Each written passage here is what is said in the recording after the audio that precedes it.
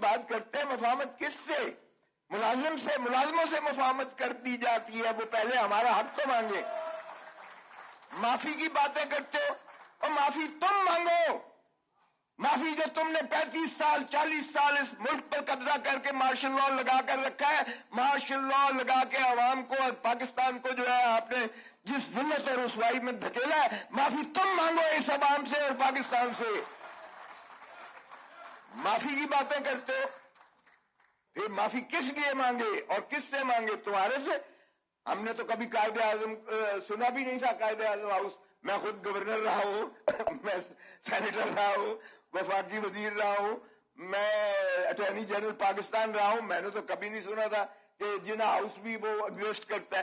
او بھائی، اس پہ بھی قبضہ کر لیا ہوا ہے آپ نے، اس پہ بھی قبضہ کیا ہوا ہے۔ اگر وہ واقعی جناح ہاؤس ہے تو پھر کور کمانڈر نے قبضہ کر لیا ہے اس پر بھی۔ ایک قومی ورثے کو بھی آپ نے اس پہ اپنی سبجوگیشن کر کے اپنی رہائش گاہ بنا لی، اپنا گھر بنا لیا۔